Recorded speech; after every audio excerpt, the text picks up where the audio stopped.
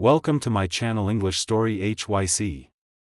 Have you ever dreamed of speaking English, but felt too shy, too slow, or just not good enough? Well, I have something for you. A story. My story. A journey from zero to confidence. I was just like you. I was afraid to speak. But then, one day, everything changed. This video will show you how I went from a nervous beginner to someone who speaks, works, and even teaches English in London. Do you also want to go to London one day? Or maybe speak English better? Comment below if that's your dream too. Now, let's begin. Chapter 1. The Train. It is a warm summer morning. I sit on a train. I have my small bag. I feel a little nervous. I am going to a new city. I am going to learn English. I am just a beginner, but I have a big dream. I want to speak English fluently. I look around the train.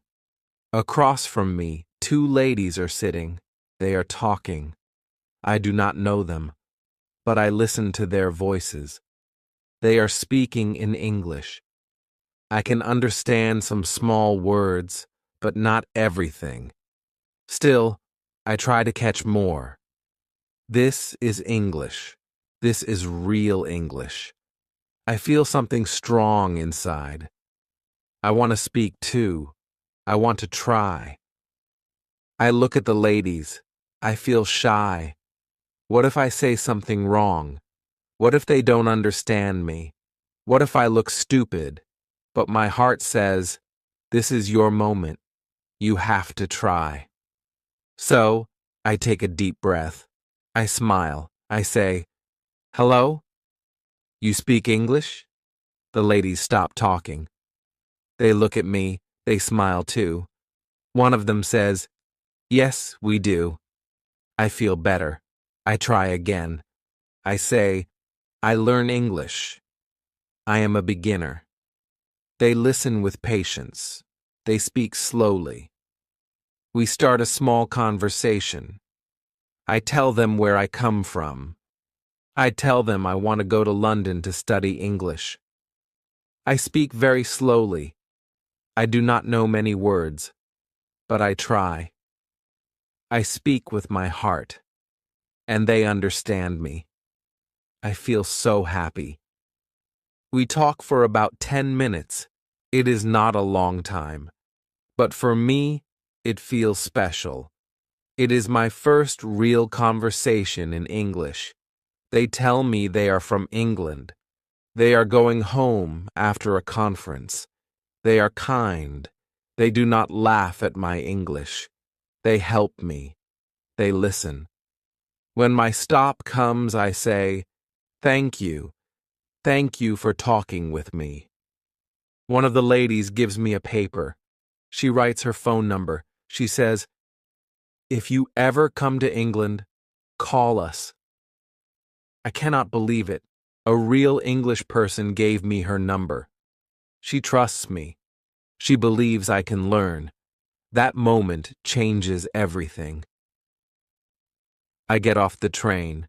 The door closes. The train moves again. I stand on the platform. My hands shake. I hold the paper. I feel like crying. Not because I am sad, but because I am full of hope. I just spoke English with real people. I was afraid, but I did it. I think maybe I can do more. Maybe I can really learn. That day when I reach my home, I open my notebook. I start writing. I write everything I said, everything they said. I try to remember all the words. I look up the new words in the dictionary. I feel so excited.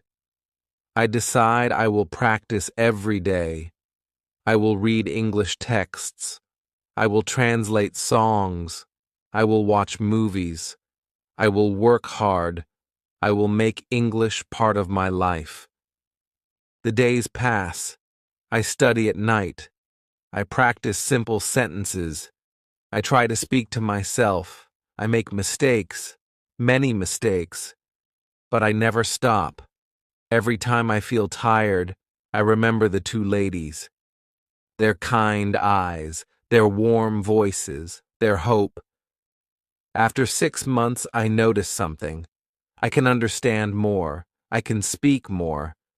I can even watch a small movie in English and understand the story. I feel stronger. I feel ready. I decide something big. I will go to London. I will study English there. I want to speak with people every day. I want to live the language. I want to know more. I look for English schools in London.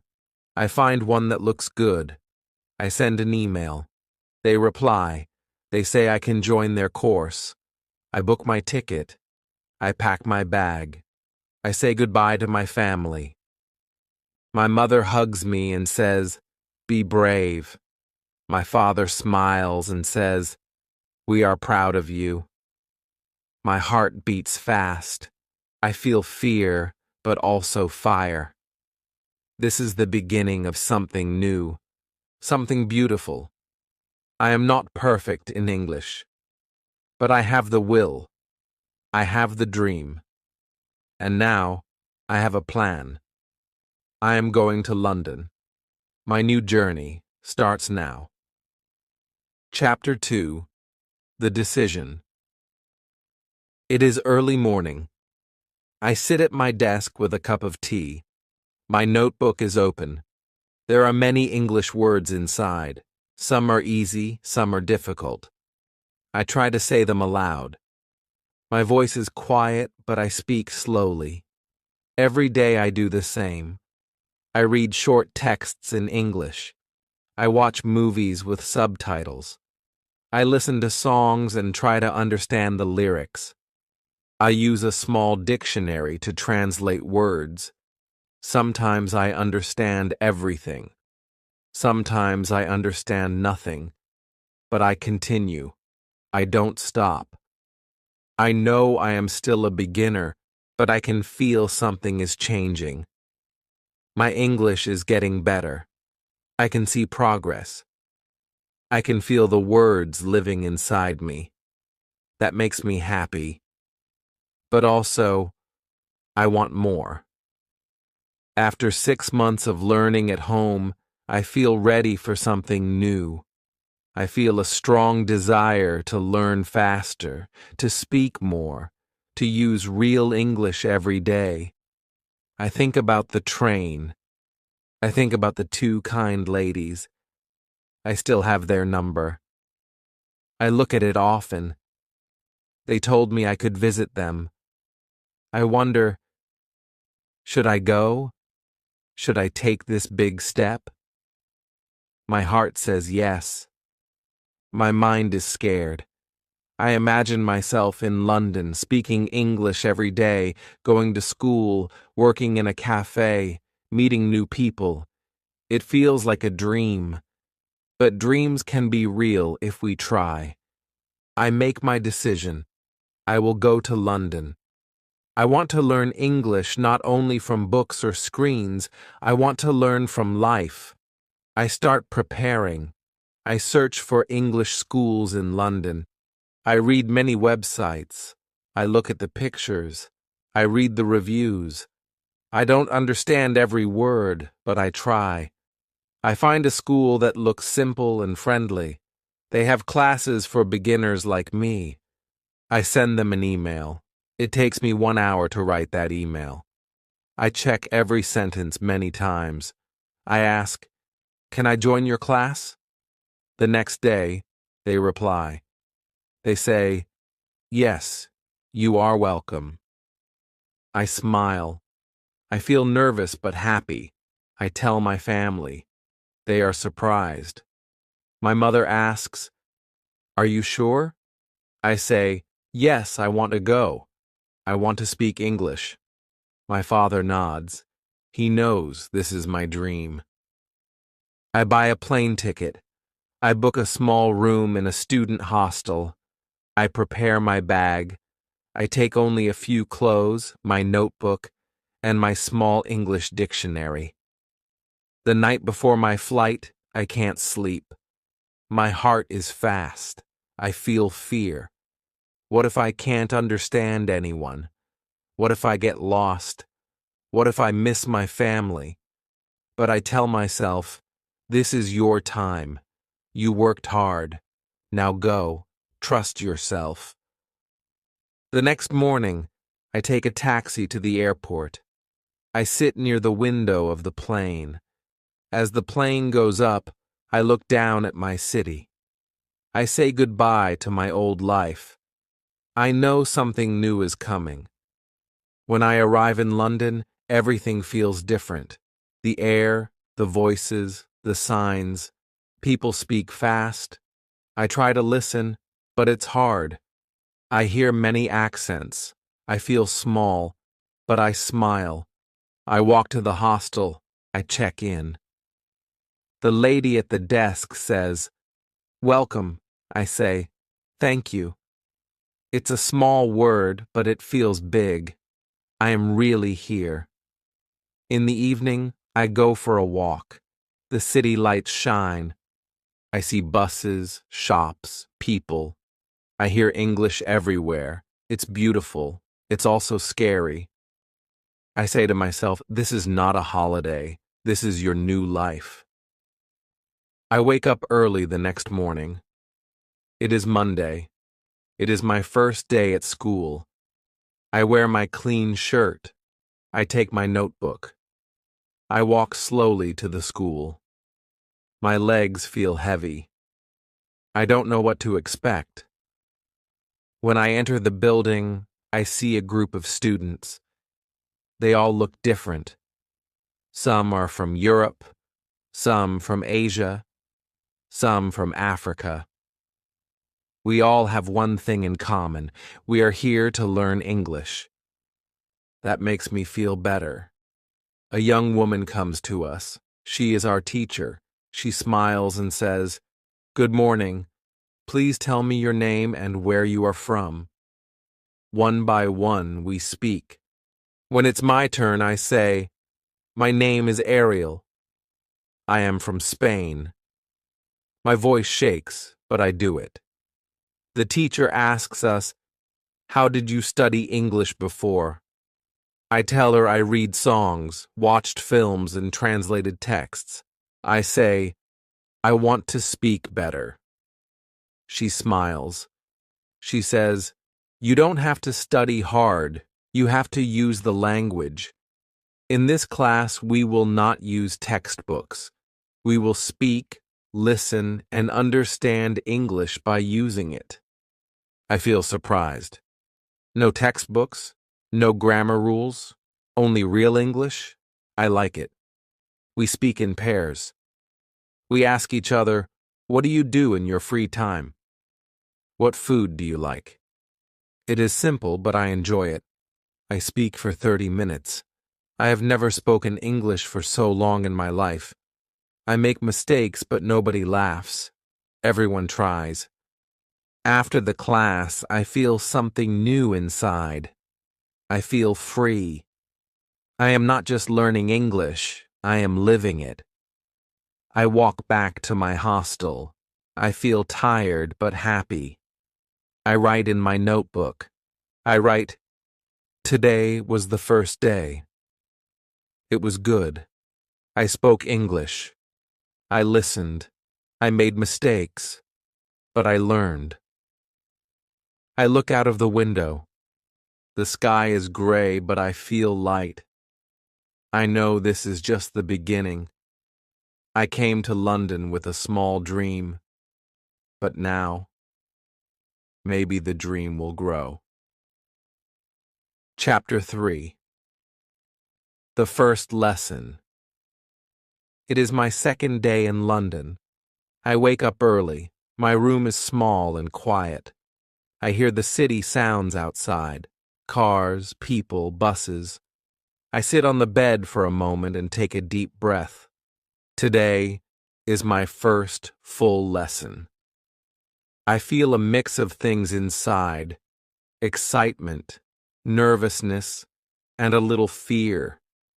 I don't know what the teacher will say. I don't know if I will understand everything.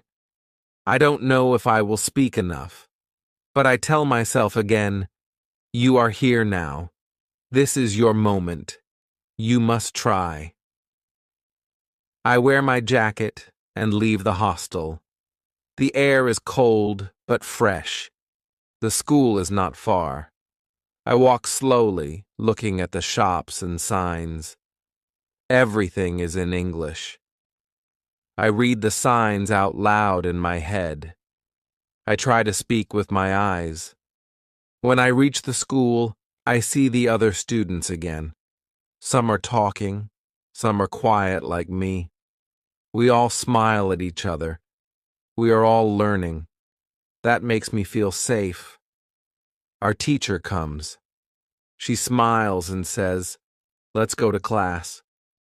We follow her inside. The room is simple. There are chairs, a whiteboard, and a small clock. No big books, no long desks, just us and the teacher. She stands in front of the room and says, "Welcome. This is your class. This is your journey." Then she asks everyone to say their name and their country. Some speak fast. Some speak slowly. Some are shy. Some are confident. But everyone tries. When it's my turn, I say, "My name is Ariel. I am from Spain." I say it slowly, but clearly. My heart beats fast, but I feel proud. I am speaking English. After the introductions, the teacher smiles again. She says, "Today we start something different. We will not use textbooks. We will not memorize long lists. We will speak. We will listen. We will use the language the way it is used in real life." I feel surprised. No grammar books, no tests, just communication. She explains more. She says, "Many students spend years studying English but cannot speak. Why? Because they learn about English, not with English. We will change that." I look around. Everyone is listening. Everyone is interested. Then she asks, "How did you study English before?" One student says, "I read grammar rules." Another says, "I learned word lists." I say, "I translate songs. I try to watch movies." The teacher nods. She says, "These are not bad, but they are only the start. Now we go deeper. Now we live the language."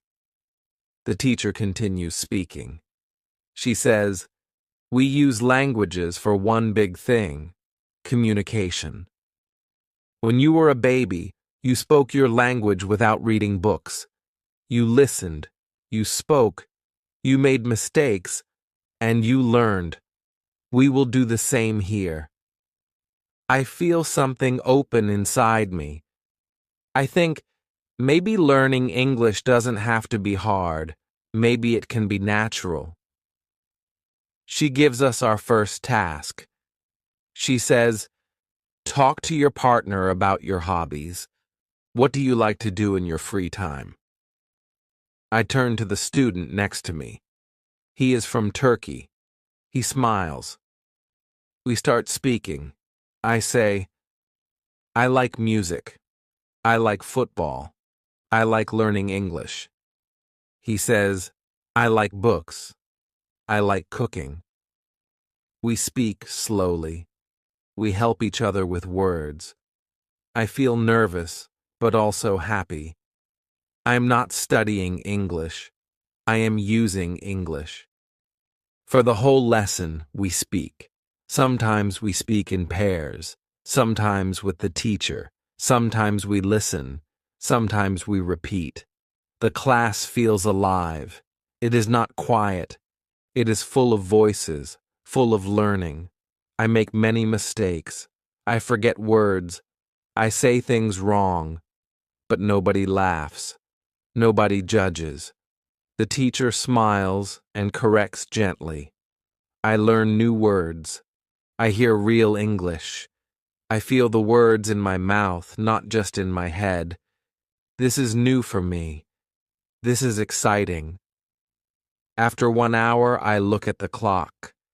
I cannot believe it. Time goes so fast. For the first time in my life, I have spoken English for a whole hour without stopping. I have never done this before. I feel proud. I feel strong. I feel like I can do this. After class, I walk back to the hostel. I look at people.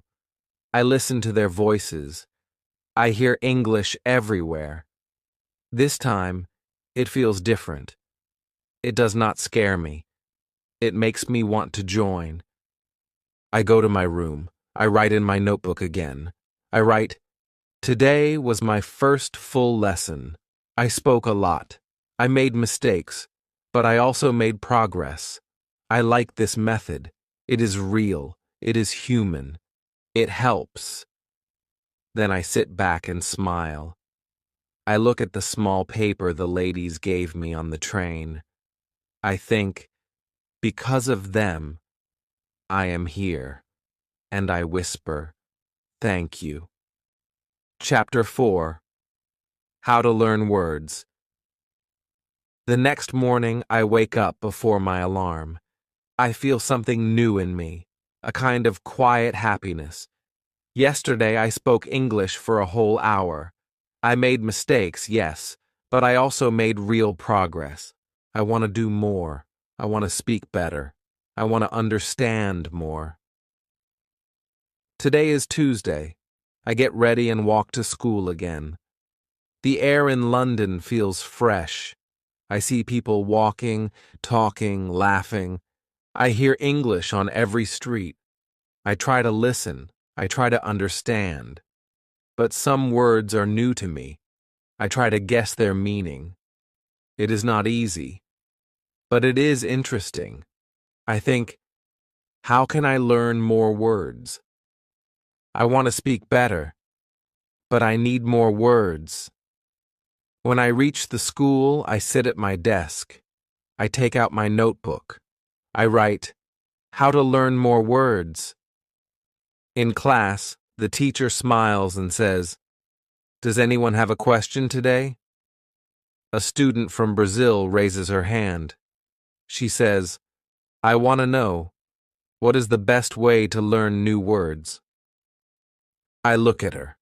I feel the same question in my heart. I want to know the answer too. Our teacher nods. She says, "That is a great question. Many students want to learn more words. And there is a simple answer." She walks to the board and writes one word in big letters: reading. She turns to us and says, "The best way to learn new words is to read. Read every day. Read things you like. Read things you understand. Read stories. Read simple books. Read again and again." She continues, "When you read, you see the same words many times. Your brain remembers them better. You learn not only the word, but how to use the word. You see the word in a sentence. You see how the word connects with other words. This is better than just learning words from a list. A list is cold. A story is warm. When you read a story, the words come alive." I listen to her words like music. I think about the songs I translated. I think about how I remembered some English lines easily because I loved the music. I understand now, when we enjoy what we read or hear, we remember more. The teacher gives more advice. She says, "Choose texts that are right for your level. If you don't understand many words, It is too hard. If you understand almost everything, it is too easy. You should understand about 90% of the words. That is the best. Then she says something very important. When you see a new word, look it up in the dictionary, but don't stop reading. You don't need to write the word down. You don't need to memorize it. Just understand it and continue reading. The word will come back. It will return. You will see it again. And one day, you will know it. I feel surprised. I always thought I had to remember every new word the first time. I thought I had to write them down and study them again and again. But now, my teacher says I don't have to do that. I can relax. I can just read. I like this idea. It feels natural. It feels simple. I write in my notebook. Read 30 minutes every day. Don't worry. Just enjoy. After the class, I talk to another student. He is from Japan. He says he likes reading simple English stories. He tells me about a small book called The Secret Garden. He says it is easy and beautiful. I go to a small bookshop after school. I ask the lady, "Do you have The Secret Garden in easy English?" She smiles and says, "Yes, right here." I buy the book. That evening, I read the first chapter. It is slow. I don't understand every word, but I like the story. I understand most of it. I look up a few words in the dictionary. I don't write them down. I just read. Later that night, I go for a walk. I think about today's lesson. I think about the book. I think about how many words I saw in just one chapter. I whisper the new words as I walk. I try to remember them. Some stay, some don't. But I am not afraid. I know now that I will see them again. I remember what the teacher said. Words return. That makes me feel calm. The next morning at school, I feel stronger. I feel ready. The teacher talks about working in London. She says many students get part-time jobs. I feel excited. I want to work. I want to meet people. I want to use English in real life. I ask other students, "Do you know where I can find a job?" One girl tells me, "Go to the job center." They help students. After school, I walk to the job center. I talk to a lady at the desk. I say, "I am looking for a job. I am a student." She smiles and says, "Do you want to clean or work in a cafe?" I say, "I never worked before, but I want to learn." She looks at me kindly. She says, "Your English is good. You can try the cafe. You will start Thursday." I walk out of the job center with a paper in my hand. My first job in English. My heart is full. I say to myself, I can do this. I look at the sky. I smile. I whisper, "Thank you." Chapter 5.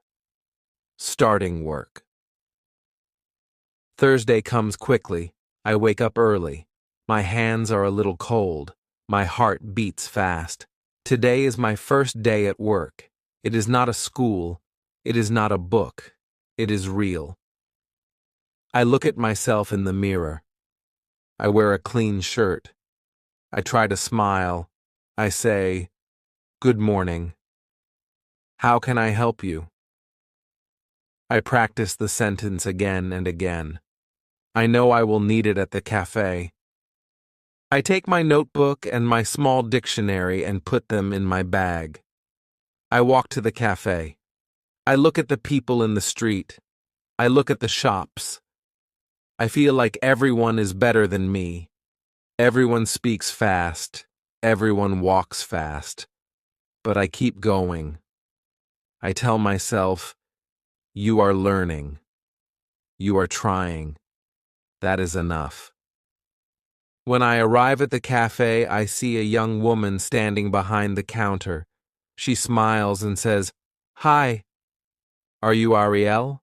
I say, "Yes." She says, "Great. I'm Emma. I'll train you today." Her voice is kind. She speaks slowly. I feel a little better. She shows me everything. The coffee machine, the cups, the sandwiches, the cakes. She explains how to clean the tables, how to talk to customers, how to use the cash register. I try to listen to every word, but some words are new. I feel lost sometimes. I nod and say, "Okay." I try. Emma watches me make a coffee. I press the wrong button. The milk spills. I say, "Sorry." She laughs and says, "It's okay. You're learning." I smile. I clean it up and try again. This time it works. She says, "See? You got it." A customer comes in. Emma says, "Go ahead. Say hello." I walk to the counter. I say, "Good morning. What do you like?" The man smiles and says, "One black coffee, please." I repeat, "One black coffee." I make the coffee and give it to him. He says, "Thank you." I say, "You are welcome." It is a small conversation, only a few words, but it feels big. I spoke to a real customer in English. I helped someone. I feel strong. After a few hours, I feel tired. My feet hurt. My head is full of new words. But I don't stop. I keep going. Emma helps me. She corrects me when I say something wrong. She shows me the right way. I learn by doing. I make mistakes. But every mistake is a lesson. I learn fast. I listen. I repeat. I say words out loud. I speak with my hands and my heart. At the end of the shift, Emma says, "Good job today. You're doing well." I say, "Thank you so much." I walk home slowly. My body is tired, but my heart is happy. I did something I never did before. I worked in English. That night, I sit in my room. I write in my notebook again. I write, "Today, I worked in a cafe. I made coffee. I spoke to customers. I made mistakes. But I learned. I am not afraid." I look out the window. The lights in London shine. I feel like I am part of something now. I am not just a student. I am a worker. I am a learner. I am a speaker. The next morning, I go to school again. My teacher says, "How was your first job?" I smile and say, "It was good. I speak English at work." She says, "That's the best classroom, real life." In class, another student raises a hand. She says, "When I speak English, I feel nervous. I don't know if I say things right." I understand her feeling. I feel the same sometimes. But now I also feel something new, courage.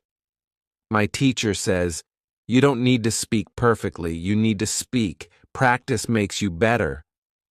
I agree. I saw that at the cafe. I made mistakes, but I kept speaking, and I got better. I want to tell the student, don't be afraid. Just speak. Even small words can open big doors. After school, I go to the cafe again. It's my second shift. This time I know more. I know how to make coffee. I know how to smile. I know how to say, "Anything else?" and "Enjoy your drink." I speak slowly, but with more confidence. One customer asks, "Where are you from?" I say, "I'm from Spain. I learn English here." He says, "Your English is good." I say, "Thank you very much." My smile is real. I feel proud. When the day ends, I think, this job is not just for money. It is for my English. Every customer is my practice. Every sentence is my lesson. I write again in my notebook. Learning English is not only in school. It is everywhere. It is in every hello, every thank you, every smile. I close my notebook and go to bed. I dream of coffee cups, kind people, and simple English words. I feel lucky. I feel alive. Chapter 6. Pronunciation Problems. It is Wednesday morning. I walk to school with a happy heart. I feel good about my work at the cafe. I feel good about speaking English with real people. But there is still something inside me that makes me feel small. I know some words. I understand more and more. I can even talk with customers now. But still, when I speak, I hear something strange in my voice. My English doesn't sound like the English I hear on the radio or in movies. My words are not clear. Sometimes people ask me to repeat. Sometimes I hear my own voice and I feel embarrassed. I think, maybe my pronunciation is bad. I want to speak better. I want people to understand me easily. I want to feel confident when I speak. But I don't know how to fix this. I hope the teacher will talk about it today. When I reach class, I sit near the same students as before. We smile and say good morning to each other. Then the teacher walks in. She looks happy. She says, "Does anyone have a question today?" A boy from South Korea slowly raises his hand. He always sits quietly and doesn't speak much. But today, he speaks. His voice is soft. He says, "I have a problem with pronunciation. I want to speak better, but I feel shy. I know many words. I understand English, but I don't want to speak because my pronunciation is not good. I feel bad about it." Everyone listens. We all feel what he feels. I understand him. His words are my words too. I want to know the answer. Our teacher looks at him kindly. She says, "Thank you for your honesty." Many students feel the same. Pronunciation is a big problem for many people. But there is good news. There is a simple way to get better. She walks to the board. She writes one word in big letters, shadowing. She turns to us and says, "This is one of the best techniques to improve pronunciation. It is easy, it is free, and it works." We all look at her. She has our full attention. She continues, "Shadowing means you copy what you hear. You hear a sentence in English and you say it again. Immediately, like a shadow. You do this again and again. You copy not just the words, but the music of the sentence, the rhythm, the voice. This helps your mouth and brain to learn together." She explains more. She says, "When you speak English, you often move your mouth the same way you do in your native language. That's why your pronunciation sounds different. But when you do shadowing, you train your mouth to move like a native speaker. You use your muscles in a new way. At first, it feels strange. Maybe your mouth hurts after 5 minutes. That means it is working. You are training new muscles." I think about this. I think about sports. When I play football, I also train my muscles. Maybe pronunciation is the same. Maybe it's not about being perfect. It's about practicing. The teacher gives us more advice. She says, start with something simple. Choose a short video or audio, something you understand well. Play one sentence, pause, say the same sentence, then play the next one. Repeat it. Do this for 5 minutes a day. Your pronunciation will get better, slowly but surely. She looks at the quiet Korean student and says, "You are not alone." Many people feel shy, but you don't need to feel bad. Your voice is beautiful. All you need is practice. The world needs to hear your voice. After class, I stay for a moment. I walk to the teacher and say, "I want to try shadowing. Can you help me choose something to start with?" She says, "Yes, of course. Try short interviews with subtitles, or use children's stories in English. They are slow and clear. Listen and repeat." I thank her. Then I go to the library. I find a small video of a man talking about his dog. He speaks slowly. I play it. He says, "This is my dog. His name is Max." I pause the video and say, "This is my dog. His name is Max." I play the next line. I repeat again. I do this for 10 minutes. My voice sounds strange at first, but after a few minutes, I start to enjoy it. It feels like music practice. Later that evening, I go to my football training. I join the school team. There are students from many countries: Brazil, Japan, Italy, Russia. We speak in English. Our English is simple, but it is enough. We laugh, we play, we run, we miss goals, we score goals, we shout words like pass and good job. I don't feel shy here. I don't worry about mistakes. We all use the same small English. But we understand each other. It is beautiful. I speak more. I feel free. When training ends, I walk home with a smile. I think about the boy from Korea. I think about the shadowing method. I think about my football team. I see that speaking is not about being perfect. It is about being brave. I write in my notebook, "If you want to speak better, repeat after native speakers. Practice every day. Don't stop." Chapter 7. Monica Returns. It is Thursday again. 1 full week has passed since my first day at school. Every day I learn something new. Every day I speak more English. I feel stronger, more open, more alive. Today I walk into the classroom and something is different.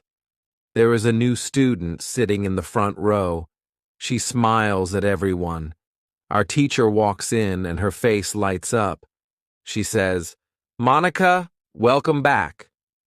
The whole class turns to look at the new girl. She stands up and gives the teacher a hug. The teacher says, "Monica was my student last year. She studied with me for only 2 weeks. She was a beginner at that time. Now, just listen." The teacher asks Monica, "How are you?" Monica says, "I am very well, thank you. I'm happy to be here again. I missed your class." Her voice is soft, clear, and confident. Her English sounds natural. Everyone looks surprised. We can hear how fluent she is. The teacher smiles and says, "Wow, Monica, your English is amazing now. You speak so well. Where did you learn?" Monica says, "At home. I didn't go to any school. I just used the things you taught us. I read simple books. I did shadowing every day. And I used a new habit you showed us, thinking aloud. I hear this new word, thinking aloud. What is that? I have never heard it before. I become very curious. Our teacher laughs and says, "You remembered that?" Yes, thinking aloud is a strong method, but only if you use it often. I raise my hand. I say, "Sorry, what is thinking aloud?"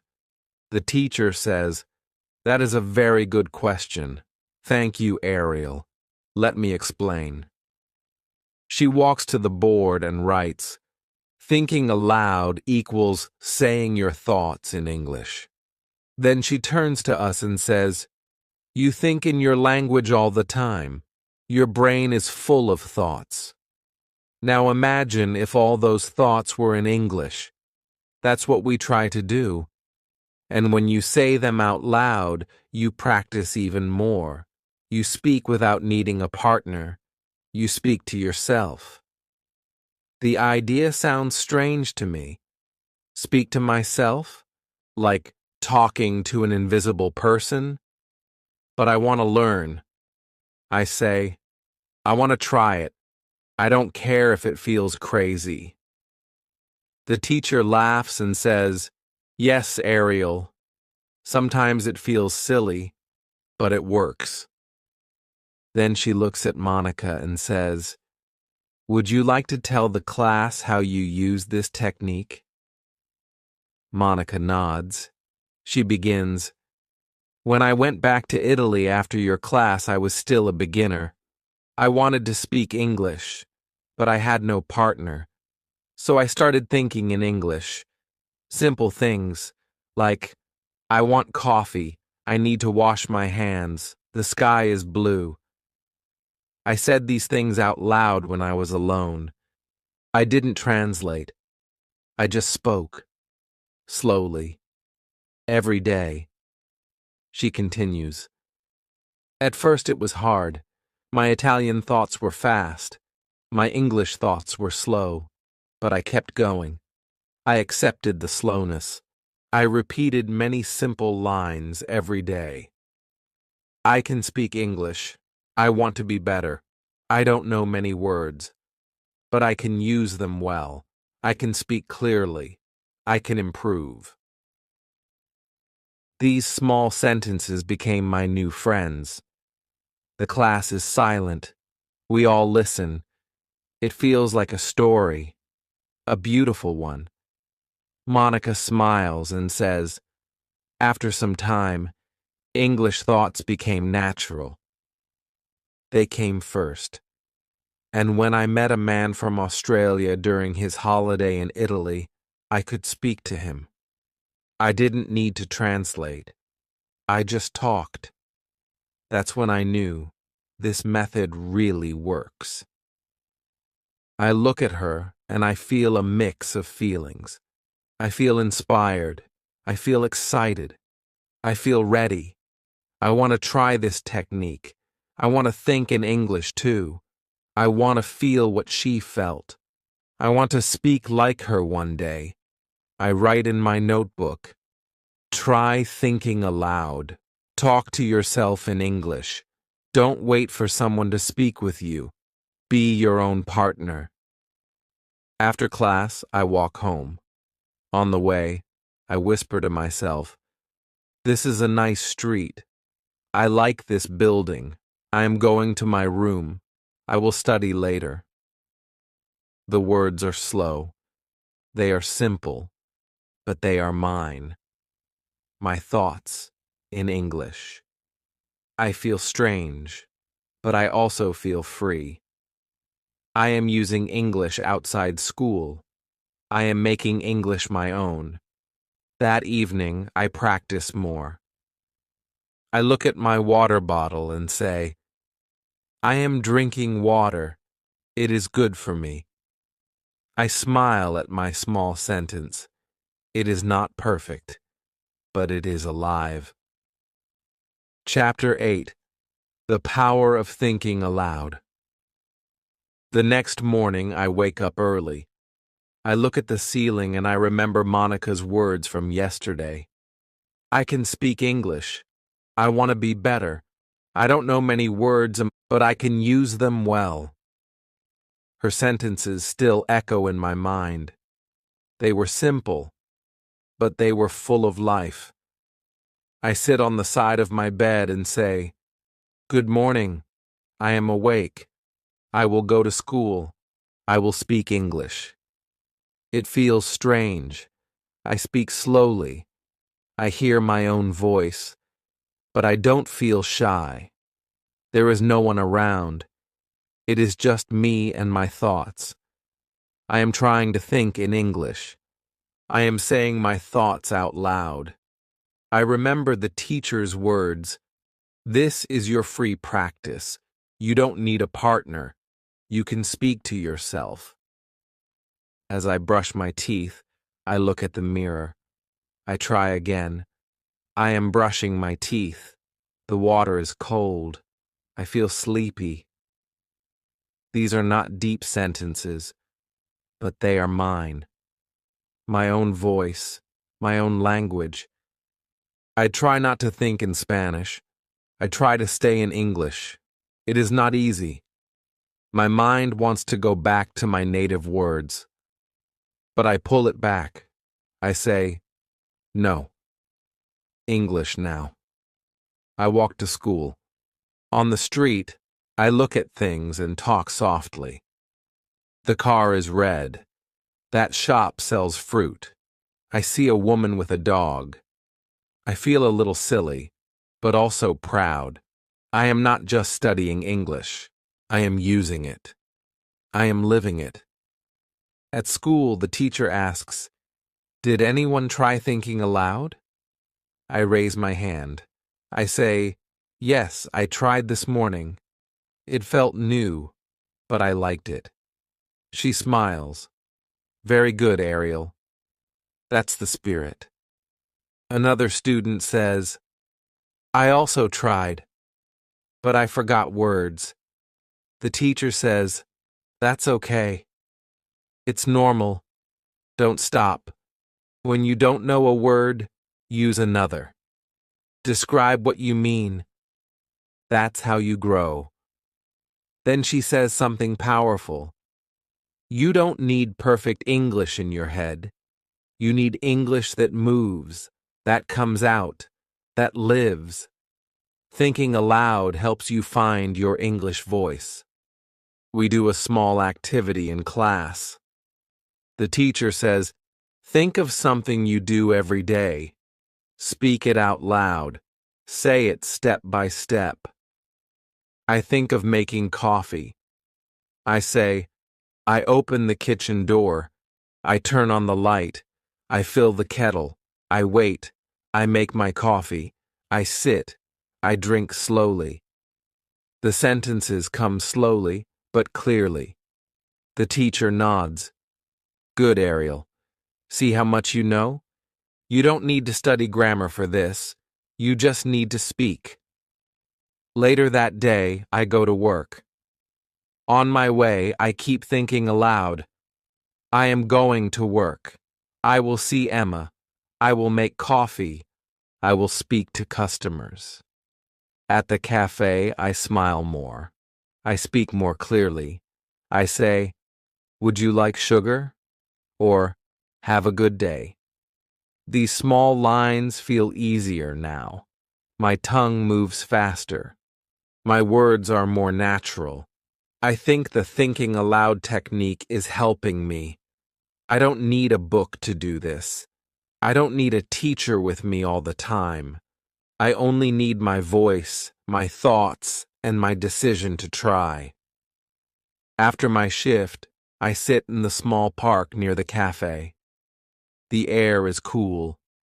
I look around and I say to myself, this is a nice park. There are children playing. A man is reading a book. I hear birds. I smile. I feel peaceful. My thoughts are no longer just in Spanish. They are in English too. I am changing. I am growing. I remember something Monica said. At first, the thoughts are slow, but later, they become your real voice. I think, maybe one day my English voice will be fast. Maybe one day I will not need to think before I speak. When I return to my room, I write again in my notebook. I write, thinking aloud is a gift. It feels strange at first, but it works. It makes English feel close. It makes me feel brave. Then I add more sentences. I can speak. I am improving. I am not afraid. I make mistakes, but I also make progress. These are not just notes. They are a conversation with myself. A small diary of my learning, a soft voice that says, keep going. That night, before sleep, I whisper again. Today was a good day. I learned, I spoke, I lived in English. I close my eyes and feel thankful. I know this is not the end. This is just the beginning of something special. Chapter 9. Grammar Worries. It is Friday morning. I feel more comfortable now. Every day I go to school. Every day I speak a little more. I make coffee at work. I talk to customers. I listen to people in the street. I think in English. I even talk to myself in English when I'm walking or doing something alone. My words are still simple. My sentences are not perfect. But they are mine. I use them. I live with them. I feel proud of my progress. But there is one thing that still makes me nervous. Grammar. I never liked grammar. Even in my own language, grammar felt heavy, full of rules and strange names. Now, in English, it feels even harder. Sometimes I want to say something, but I stop. I think, is this correct? Then I feel afraid. Then I say nothing. I wonder, should I study grammar more? When I reach the classroom, I hear another student asking a question. She says, "Teacher, when I speak, I am not sure if I use the right grammar. I want to speak correctly. What should I do?" I listen closely. I want to know the answer too. The teacher smiles gently and says, "That's a very good question. Many students feel the same. But first, let me ask you something. Why do you want to learn English?" The student says, "I want to speak with people." The teacher nods and says, "Good. Then I have something to tell you.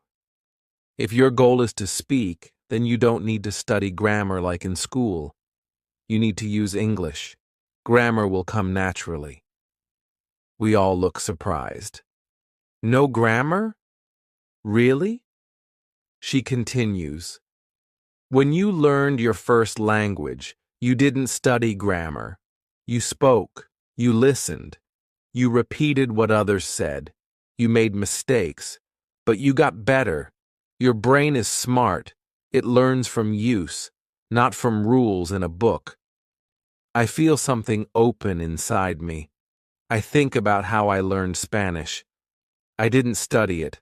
I lived it. I listened to my parents. I spoke with friends. Slowly, I understood. Slowly, I spoke better. Maybe I can do the same with English. The teacher says, when you read, you see grammar in real sentences. You learn how words work together. You don't need to know the names of the tenses. You just need to see and feel how English works. When you do shadowing, you copy correct grammar.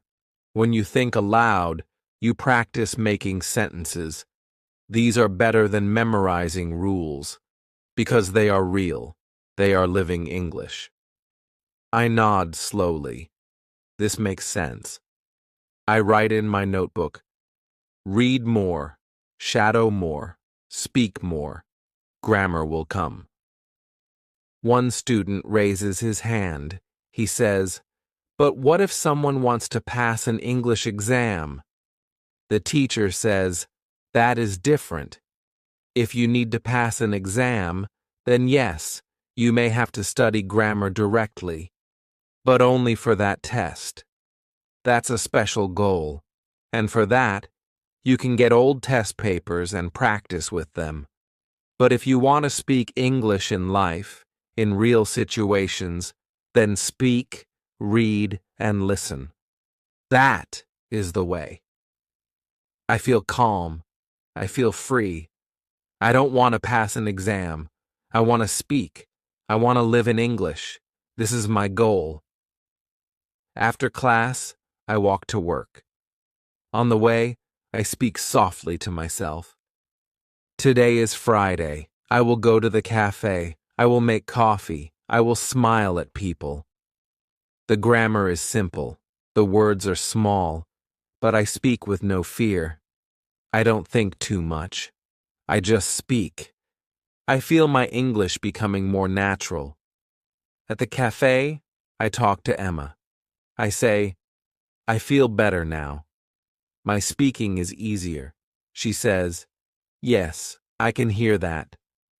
You are more relaxed. I feel happy." I talk to customers without thinking too much.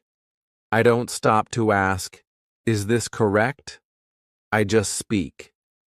And most of the time, they understand me. That is what matters. When the day ends, I go to a quiet place near the river. I sit on a bench and think about my English. I say aloud, "I am not perfect, but I am better." I don't need to be perfect. I just need to express my ideas. I feel strong. I feel free. I open my notebook and write, "Speak to be understood, not to be perfect." I draw a small smile next to the words. I think of my old self, the boy who was afraid to talk on the train, the boy who only translated songs in his room. That boy is still me, but now I am also someone else. I am someone who speaks English in the real world. I am someone who grows every day. I close my eyes and whisper, "Thank you." Chapter 10. Testing Yourself. It is Saturday. There is no class today. I wake up later than usual. I feel relaxed, but then a small question comes into my mind. I ask myself, how much English do I know now? I don't know the answer. I speak more. I understand more. But how much? Am I really improving, or do I just feel better because I'm more confident? I want to know. I want to test myself. I want to see how far I have come. Not for a grade, not for school, just for me. Just to feel sure that I am growing. So, I decide to do a little test. Not a grammar test, not a hard exam. Just a small activity. I take a blank notebook. I sit on my bed. I open to the first page, and I write this. What do I do in a normal day? Then, I try to write my full daily routine in English. I write about waking up, brushing my teeth, going to school, learning new things, working at the cafe, talking to customers, walking home, eating dinner, and sleeping. I write slowly. I don't worry about mistakes. I only focus on writing as much as I can in English. After 30 minutes, I stop and look at the page. I feel proud. It's full of my own English words. The spelling is not perfect. Some grammar is wrong, but I understand every word. And most important, I made it. all by myself. Then I decide to test another skill, listening. I open YouTube and search for a slow English story. I find one about a girl who moves to a new city. I close my eyes and listen. I understand almost every sentence.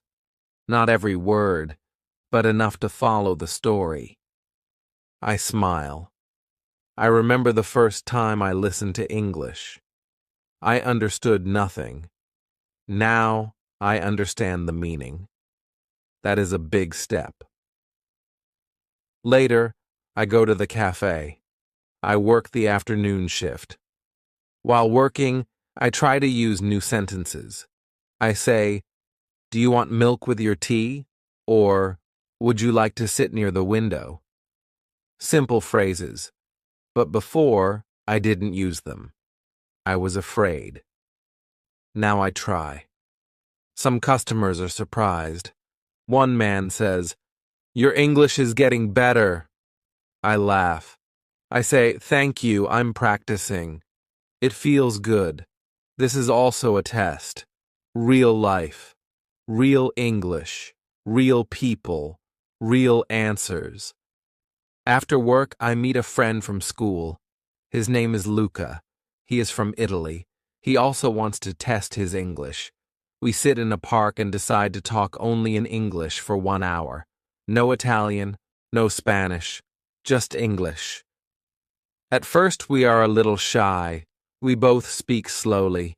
We search for words, but after 10 minutes, we both smile. We talk about food, about football, about dreams. The hour goes fast. I laugh a lot. I forget I'm speaking English. It feels like my own language. That is the best feeling in the world. When I return home, I write in my notebook, "Today, I tested myself." And I passed. Not because I was perfect, but because I tried, and I saw the results. I also write a small note for tomorrow. Test again next week. Speak more, listen more, write more, grow more. I understand something important now. You don't need a big exam to know your level. You can test yourself in small ways. Try writing a page. Try listening to a short story. Try speaking with a friend. Try talking to yourself in English. These are your real tests. You can test your English with your life. That is how you grow. At night, I look in the mirror and say, "I'm proud of you." I smile. I feel strong. I feel like a student who is no longer just learning English. I am now using English to live. That is a big change. A beautiful change. Chapter 11. Handling Mistakes. It is Monday again.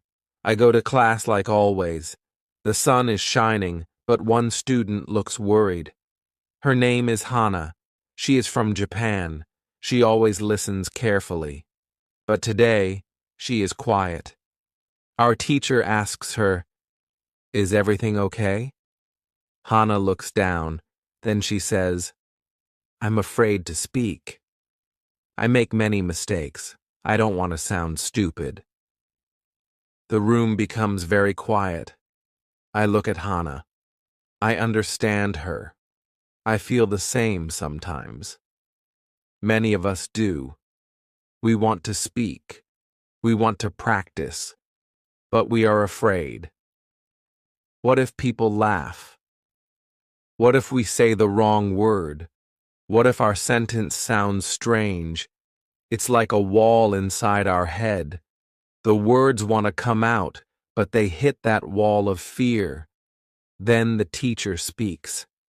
Her voice is soft, but strong.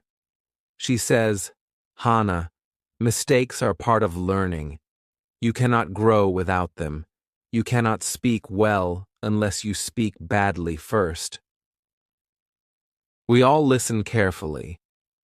She walks to the board and writes in big letters, Mistakes equals progress. She turns to us and says, "Children fall when they learn to walk. You fall, you cry, but you stand up, again and again. One day, you run. That is how learning works." Then she tells us a story. She says, "When I first learned French, I once told a waiter that I wanted to kiss the food, not eat it. Everyone laughed, but I laughed too. I never forgot the right word after that." We all laugh with her. Even Hannah smiles. The room feels lighter. The teacher looks at us and says, "The real mistake is silence, not speaking at all. If you speak and make a mistake, that is good. That means you are trying. That means you are learning. Don't fear mistakes. Welcome them." I write those words in my notebook. Don't fear mistakes. Welcome them.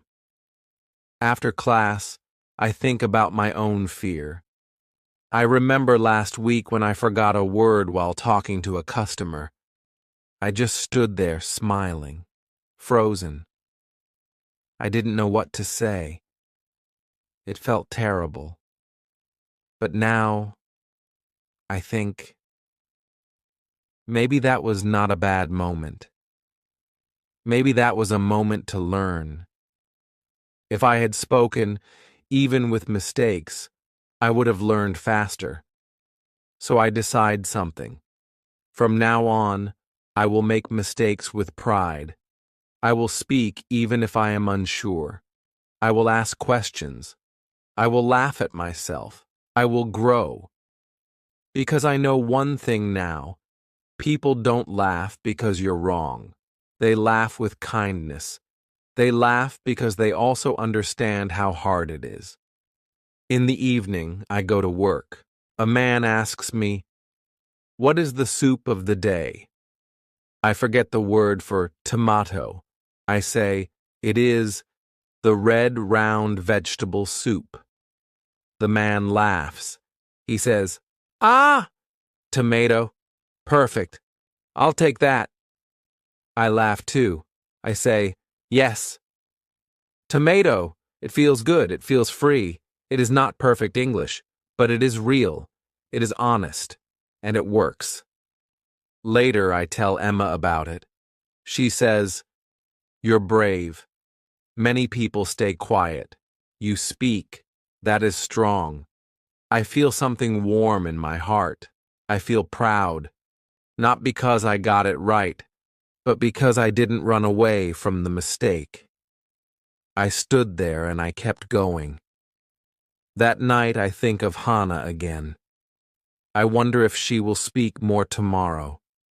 I think she will. Because today, something changed in all of us. We saw that mistakes are not monsters. They are teachers. They show us what we don't know, so we can learn it. Before sleeping, I talk to myself in English. I make small mistakes. I smile. I keep going. I whisper, "Mistakes are my friends. They help me grow." Chapter 12. Memory Problems. It is Tuesday morning. I sit in the classroom and feel ready to learn. I open my notebook. I look at the words I wrote yesterday. But something is wrong. I don't remember them. I read the words again. I feel confused. Why is it so hard to remember new words? I write them. I read them. I say them out loud. But the next day, I forget. I feel sad. Maybe I'm not good at learning. Maybe my brain is slow. I look around the room. I think maybe other students feel the same. Then I see Ahmed. He looks frustrated too. He puts down his pen. He whispers to himself, "Why do I forget everything?" Our teacher hears him. She stops writing on the board and turns to the class. She smiles gently and says, "Let's talk about memory." She tells us, "Many students think they are bad at remembering, but really, it's not your fault. Your memory is normal. You just don't understand how it works yet. Today, I will teach you the 5 phases of remembering." We all listen closely. She writes on the board, 1. See it. 2. Understand it. 3. Use it. 4. Repeat it. 5. Sleep on it. She explains the first phase. When you see a new word, your brain notices it. But just one time is not enough. It's like seeing a new person in a crowd. You don't know them yet. She draws a small stick figure on the board. You need more time. Then she explains the second phase. You must understand the word. What does it mean? How do people use it? Try to see it in a sentence. Make your own sentence. That gives the word a place in your mind. I nod. That makes sense. The third phase. Use it. You must use the word in speaking or writing. That is how your brain says, "Oh, this word is important." When you use it, the word moves to a stronger place in your memory. Fourth phase. Repeat it. Not just today, not just tomorrow, but again and again. Small reviews, quick looks. Write it. Say it. Touch the word in your life many times. The last phase makes everyone smile. Sleep on it. Yes, sleep. When you sleep, your brain works hard. It moves new words into long-term memory. So don't just study more. Sleep well, too. I feel a big wave of relief. My heart feels light. It's not that I am stupid. It's not that I can't remember. I just didn't follow the 5 steps. Now I know what to do. Ahmed also smiles. He says, "This is helpful. Thank you, teacher." After the lesson, I test the steps. I choose 5 new words. I write them. I look up their meanings. I say them in a sentence. I ask Emma to use them with me in a small chat. Then at night, I read the 5 words again. I close the book and go to sleep. The next morning, I wake up and say the words out loud. I remember 3 of them clearly. 2 are not strong yet, but it's okay. I go back to phase 1 and 2 for those words. I smile. I am not lost. I now have a map. That day I meet an old woman in the cafe. She is kind. I serve her coffee and use one of the new words. She says, "That's a nice word." I feel proud. I remember it. It is now a part of me, like a seed growing in my brain. Before bed, I write a small note. To remember more, follow the 5 steps. Be kind to your brain. It is learning. Chapter 13. How to Listen Better. It is Wednesday morning. I sit in the classroom, waiting for the lesson. I feel calm today. I remembered more words yesterday, and it gives me hope. When the teacher comes in, she has something in her hand. It is a small radio. She holds it up and smiles. "Today," she says, "we will learn about listening." I look around. Some students look worried. One student says, "Listening is too fast for me." Another says, "I understand nothing when I hear English." I also feel nervous. When people speak fast English, my brain stops. I only catch 1 or 2 words. I feel lost. It's like water falling too fast, and I can't hold it. But the teacher says, listening is not studying. It is living, and you can enjoy it if you know how. That sounds strange. Enjoy listening? How? I always thought I needed to focus hard, to write down words, to stop every second. That is how I used to listen to English, but I never felt relaxed. Then the teacher turns on the radio. A soft English voice starts to speak. It's a story. It is slow and clear. We all listen quietly. No notebooks, no writing, just listening. I close my eyes. The voice tells a story about a boy in a boat.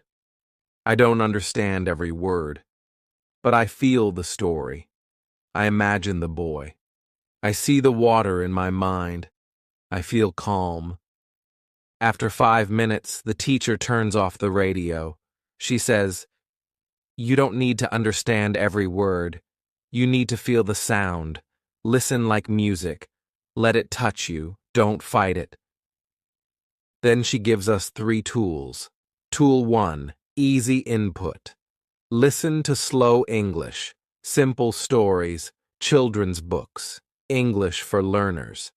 Don't start with fast news, she says. Start with soft English like a river.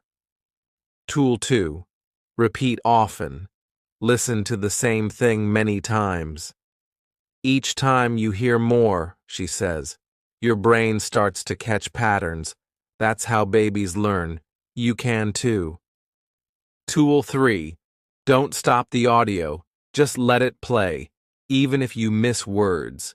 Don't pause, don't rewind. Let your brain swim in the sound. I write these steps in my notebook. Easy input. Repeat often. No pausing. Then she says something powerful. You don't learn to listen by trying harder. You learn by relaxing more. After class, I go to the library. I find a section called Easy English Audiobooks. I take one and borrow a CD player. I sit by the window. I press play. A kind English voice begins to read a story about a dog named Max. I smile. It is simple. I listen twice. That evening I talk to Emma. I tell her about the listening class. She says, I do that too. I watch English cartoons. They help me. We go home and sit in the lounge. She puts on an English cartoon. The characters speak slowly and clearly. We laugh at the funny parts. I understand more than I expected. The next day, I listen again to the dog story while walking to school. I don't stop the audio. I just let it play. I hear words like bark, bone, and happy. I repeat them softly. My brain feels light. No pressure, just fun. Later that week, something happens. A man at the cafe speaks to me in English.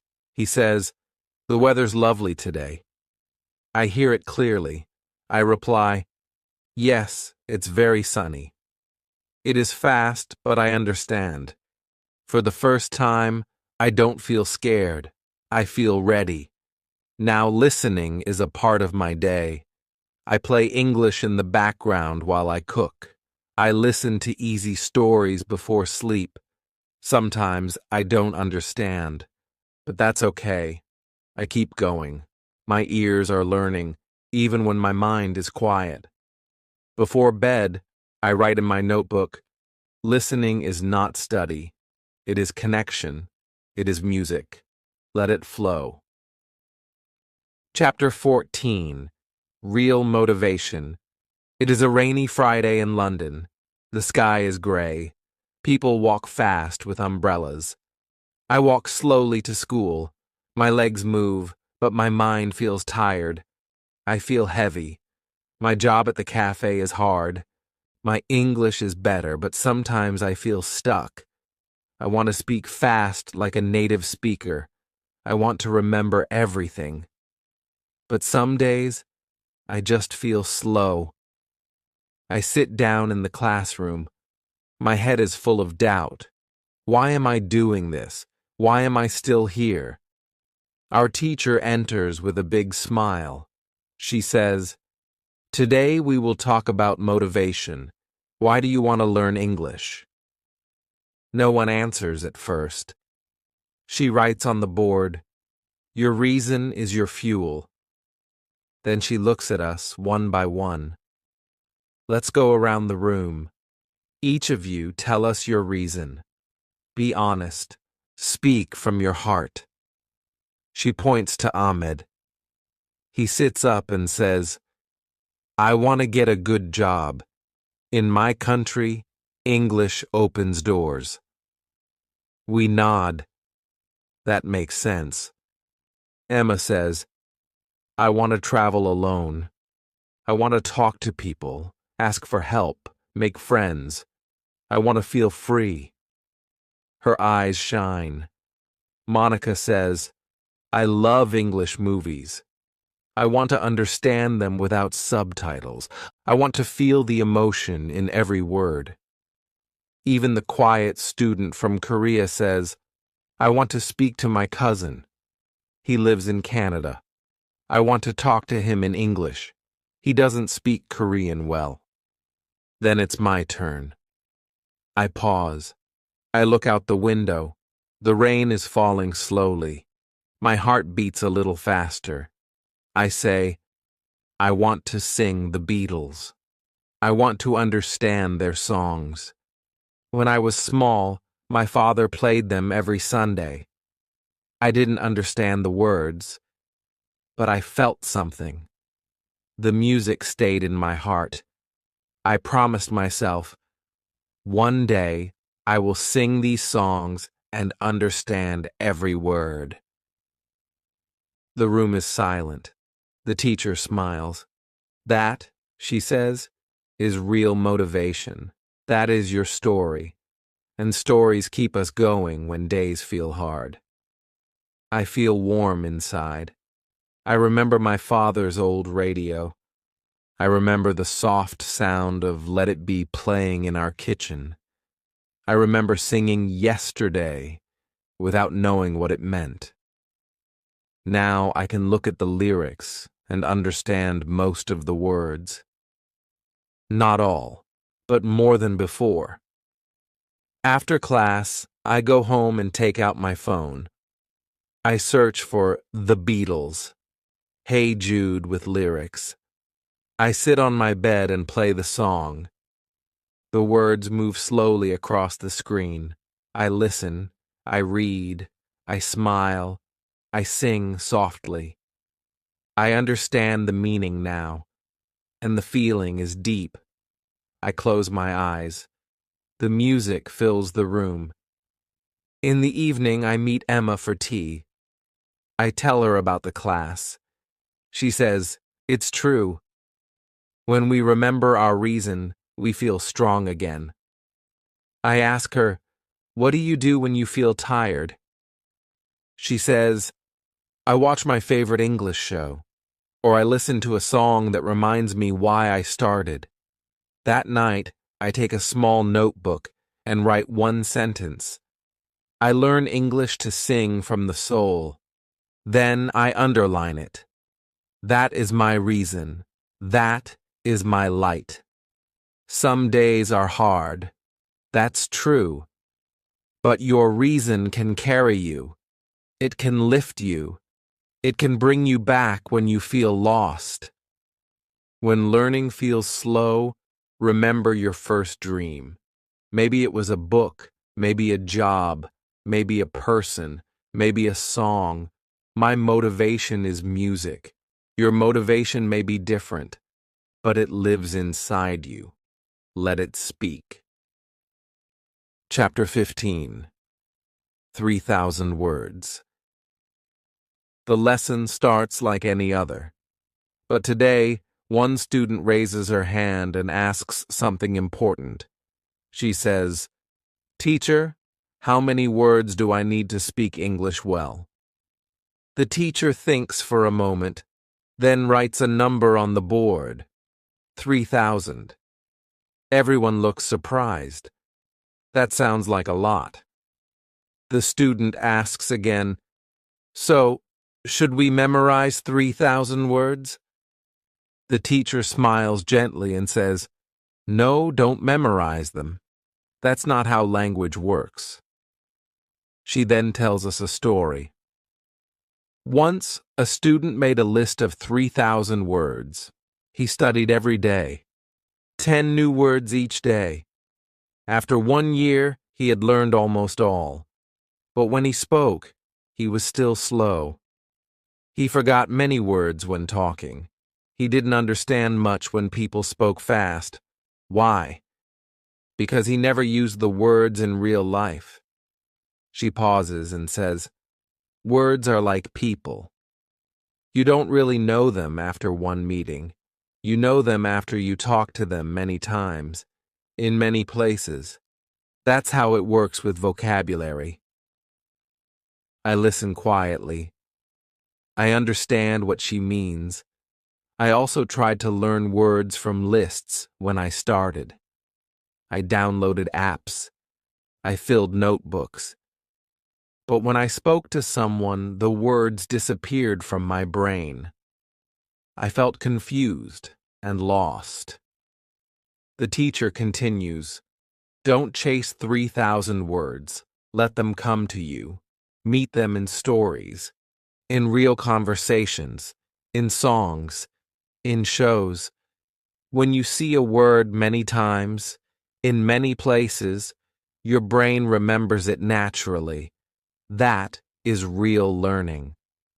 She says, "If you read and listen every day, the 3,000 most common words will visit you again and again, and they will stay with you." Then she opens a book and reads a short paragraph. We listen. We know many words already. A few are new. She explains nothing. We just listen again. This time I understand more. My brain is doing the work. No stress, no pressure. She looks at us and says, "Language is not about force. It's about feeling. Read a little, listen a little. Every day. Don't worry about the number. Just connect." After school, I go to the library. I pick up an easy English storybook. I read 3 pages. I see some words again. Quietly, window, wait, smile. I don't look them up. I understand them from the story. It feels natural. On the bus home, I think about 3,000 words. I realize something. I already know many, maybe 500, maybe 1,000. And each day I learn more without making a list, just by living with English. At work that evening, a customer asks me, "Can I get a sandwich without onions?" I understand every word. I smile and say, "Of course." Then I write "no onions" on the order paper. I feel proud. 2 new words I didn't study, but now I know them. Later that night, I listen to my favorite Beatles song again. This time, I understand the line. Take a sad song and make it better. I feel something deep inside. Words with feeling stay longer. I take my notebook and write, "Don't study words. Live with them. Let them find you." Chapter 16. A Scottish Accent. It is a busy morning at the cafe. I put on my apron and take a deep breath. I feel ready. My English is better now. I understand customers. I speak with confidence. I take orders, smile, and make small talk. I even enjoy the job now. But today, something strange happens. A man walks in and comes to the counter. He smiles and says something to me. I hear the words, but I don't understand anything. His voice is fast. The words sound strange. It's English, but it feels like a different language. I feel my heart beat faster.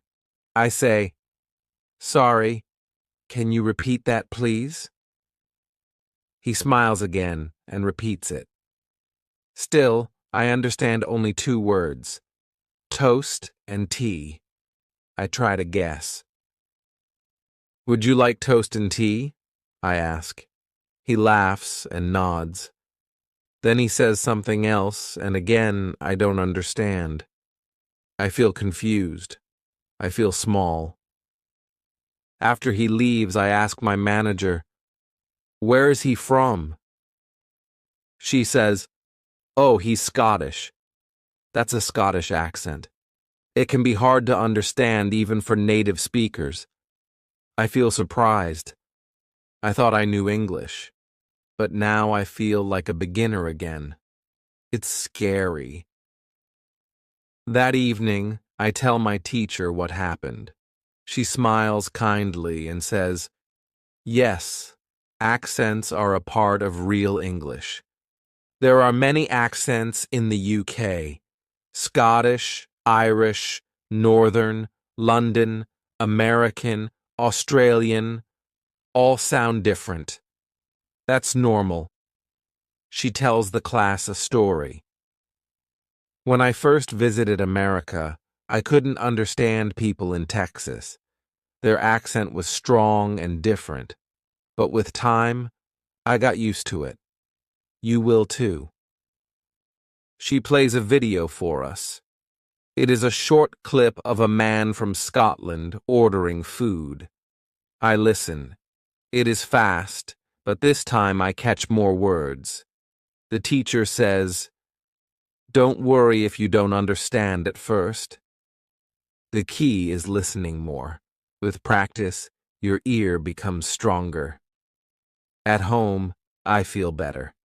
I go on YouTube and type Scottish English for beginners. I find a short video. I watch it with subtitles. I listen again and again. I repeat the words. I smile. It feels like learning music. New rhythm. New sound. Next day at work, the same Scottish man comes again. He smiles. I smile back. He says, "Morning." Just the usual, please. I understand him. I say toast and tea. He laughs and says, "Aye, you remember." I feel proud. It's a small win, but it means a lot to me. Later that day, I think about accents. I realize something important. English is not just one sound. It has many faces, many voices, and that's beautiful. I want to understand them all. I want to travel. I want to listen to people from different countries. I want to connect with them. I write in my notebook, understanding English accents takes time. Be patient. Keep listening. Don't give up. Chapter 17. What's your level? It is a rainy day in London. The classroom feels quiet, soft, almost sleepy. Our teacher walks in and writes one word on the board, level. Then she turns to us and asks, "What is your level of English?" We look at each other. Nobody speaks. One student finally says, "Maybe intermediate." Another says, "I think beginner." I feel confused. I don't know what my level is. I speak. I listen. I read. I learn. But what does it mean? The teacher smiles and explains, English levels are not magic. They are just a way to describe how many words you know and how well you can use them. Let me show you something. She draws 3 circles on the board. In the first circle, she writes, 500 words equals beginner. In the second, 1,500 to 2,000 words, intermediate. In the last, 3,000 plus words equals upper intermediate to advanced. Then she looks at us and says, if you can read this sentence, understand it, and reply in your own words, then you already have more than 1,500 words. I sit quietly and think. 1 year ago, I couldn't speak much. I didn't know many words. I didn't understand movies. I couldn't order coffee in English. But now, I work in English. I learn in English. I dream in English sometimes. Something changed, and I didn't even notice when it happened. The teacher continues, we usually grow in silence. You don't see it every day, but inside, your brain is building a strong English system. Word by word, day by day. One moment you feel stuck.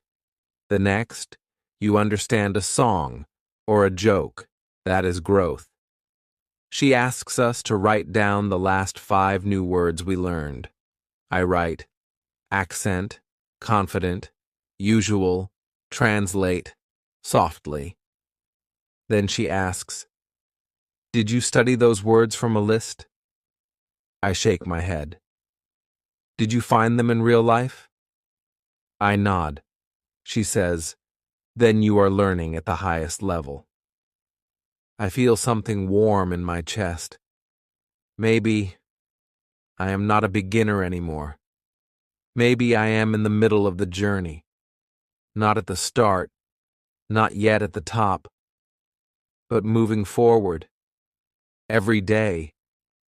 That gives me hope. After class, I walk through the city. I read the signs. I hear people talk. I understand more than I used to. Even when people speak fast, I catch the idea. I no longer panic. I guess. I feel. I reply. Sometimes I make mistakes, but I keep speaking. Later, I open my notebook and write, what is my level? I don't know, but I am growing, and that is enough.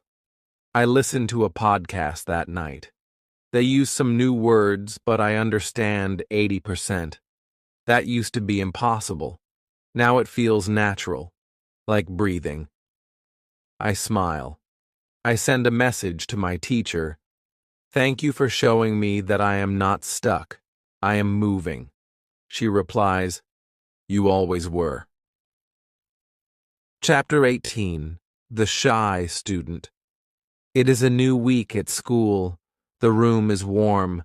The teacher walks in with a gentle smile and says, let's begin with something simple. Everyone will say one thing they did this weekend. I look around. One girl sits very still. Her hands are under the table. Her eyes are down. Her name is Hannah. She joined our class last week. She always listens but never speaks. Today, it is her turn. The teacher asks, Hannah, what about you? There is silence. Everyone waits. Hannah opens her mouth, but no words come out. I feel her fear. I remember when I was like that. My hands would sweat. My heart would beat so fast. I understand her. The teacher waits with kindness. Then she says, it's okay. You can say just one word, or even show with your hands. Slowly, Hannah whispers, park. The teacher smiles. You went to the park? Hannah nods. That's great. Did you go alone? Hannah shakes her head. With sister. The teacher claps softly and says, beautiful. You made a full sentence. You used what you know. That is the secret. We all feel something. The whole class is quiet but full of respect. The teacher turns to us and says, "Sometimes we wait for perfect English, but perfect never comes. You don't need all the words, just enough to share your idea. That is real speaking." Then the teacher teaches us something powerful. When you don't know a word, don't stop. Describe it. Use other words. Go around it. Use your hands. Use your face. Use what you know. She gives an example. If I forget the word umbrella, I can say, "It is something you hold when it rains. It keeps you dry, and people will understand." I try it. I forget the word pillow. So I say, "It's soft." I put my head on it. In bed. The teacher smiles. Yes, exactly. That is English. That is communication. Hannah tries too. She doesn't know the word cake. So she says, "Sweet, birthday, eat." We all smile. We understand. She smiles too. A small one. But it is real. I feel something inside me. I feel proud of her. After class, I walk next to her. I say, "You did well today." She looks down, then looks at me. Scary, but okay. I nod. I was scared too, in the beginning. She says, "You speak well now." I say, "I practice every day." You will too. That evening, I write in my journal. When you don't know the word, explain what it does, what it looks like, what it feels like. This is how you keep speaking. And I also write, shy people can learn to speak. One word at a time, one brave step at a time. Next day, Hannah raises her hand first. She wants to try again. She speaks a little more. We listen. No one laughs. We all support her. I feel something strong. This class is not just about English. It's about helping each other grow. Chapter 19.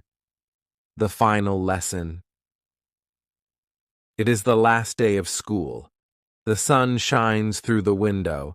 The classroom feels quiet, soft, like a dream coming to an end.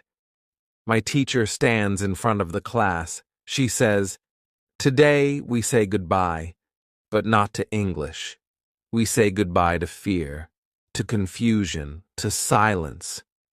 You are not the same students anymore." My heart beats slowly. I look around.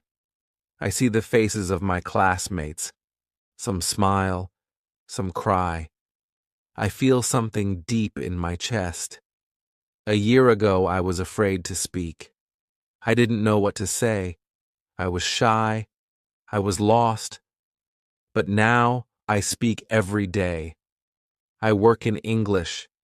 I think in English. I feel in English. My voice is stronger. Our teacher asks, "Would anyone like to share something before we finish?" I raise my hand. She nods. I stand up. I say, "1 year ago I was new here.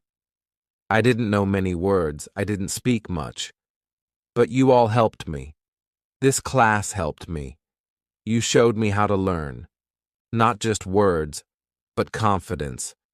Not just grammar, but life." Everyone is silent. Some smile. Some wipe tears. I continue. Now I work in a cafe. I listen to customers. I help them. I play football with people from many countries. I make mistakes, but I don't stop. I read, I listen, I shadow, I speak, and something beautiful happened last week. I pause. I was helping a new student from Turkey. He didn't know how to ask for help in English, so I showed him, slowly, with easy words. I used the same methods my teacher used with me, and he smiled. He said, "Thank you." And I felt something big. I was a teacher. For one moment. The teacher claps. The class claps. I sit down. My eyes are full of water, but I smile. After the class, I walk through the same streets I walked when I first came to London. The shops are the same. The buses are the same. But I am not the same. Later, I go to my job at the cafe. A girl comes in. She looks nervous. She says slowly, "I want coffee, please." I smile. I speak slowly back. I say, "Good job. Don't worry. I understand." She nods shyly. I see myself in her eyes. At night, I look at the moon and think, one day, maybe I can be a teacher. A real teacher. Not just of English, but of hope. 1 year later, I teach English in my country. Not in a big school, just in a small room. For beginners, for shy people, for people who think, "I can't." And I tell them, "Yes, you can." I tell them my story. I tell them about the ladies on the train, about my teacher, about learning slowly, about football, about my cafe job, about shadowing, about reading, about Hannah, and about how one day English stopped being scary. They listen, and they believe, because I was once like them, because they are now like I was, because English is not just a language, it's a door, and I walked through it. So can you. If Ariel's journey touched your heart, and if you also want to speak English one day, like him, start today. One word, one sentence, every day. Subscribe to this channel, like the video, and comment below. Do you also want to become the next Ariel? We read every comment, and we believe in your story too.